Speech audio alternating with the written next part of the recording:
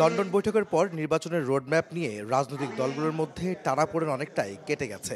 এখন তফসিল ঘোষণা ও নির্বাচনী প্রস্তুতির বিষয়ে ইসিকে তাগাদা দিতে সরকারের প্রতি আহ্বান নেতাদের।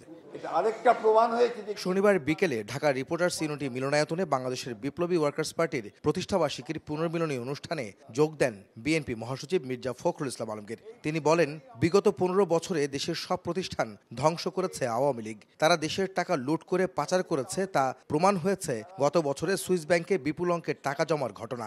ফ্যাসিস্ট আওয়ামী লীগ তারা বাংলাদেশের প্রতিটি প্রতিষ্ঠানকে ধ্বংস করে দিয়ে গেছে।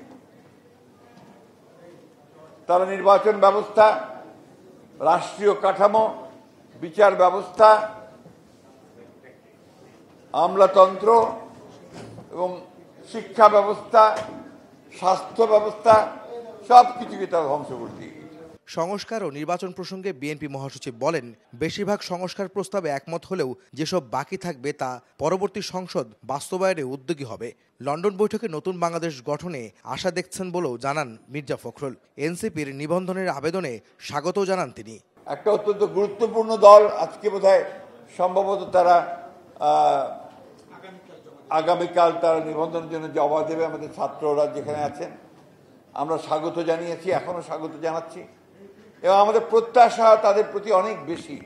আমরা আশা করি যে তারা এই তারুণ্য যে নেতৃত্ব, সে নেতৃত্ব আমাদেরকে নিঃসন্দেহে আমাদের সেই লক্ষ্য অর্জনে সাহায্য করবে। এদিন সকালে জাতীয় প্রেস ক্লাবে ন্যাশনালিস্ট রিসার্চ ফাউন্ডেশনের আলোচনায় যোগ দেন বিএনপির স্থায়ী কমিটির সদস্য ডাক্তার এজেডএম জাহিদ হোসেন। বলেন, জন আকাঙ্ক্ষার বিরুদ্ধে গেলে পরিণতি পরাজয়, তাই জনগণের প্রত্যাশা পূরণে দ্রুত নির্বাচন জরুরি। কেন নিজেরা মনে করেন আপনারা কয়েকজন লোক যা বলবেন সেটিই বাস্তবায়ন হতে হবে? জনগণকে তার ক্ষমতা প্রয়োগ করার সুযোগ দেন। 31 দফা বিএনপি দিয়েছে, আপনারা আপনাদের দফা দেন। জনগণের পাশে যান, জনগণের কাছে যান। জনগণ যাকে গ্রহণ করবে, যাকে দায়িত্ব দিবে, ইনশাল্লাহ আগামীর বাংলাদেশ তারাই নেতৃত্ব দিবে, তারাই গড়ে তুলবে। জুলাই শহীদদের দলীয়করণ না করে সবাইকে যথাযথ মূল্যায়নের আহ্বান জানান বিএনপির নেতা সভাপতি আহমেদ সালেহীন। সময় সংবাদ, ঢাকা।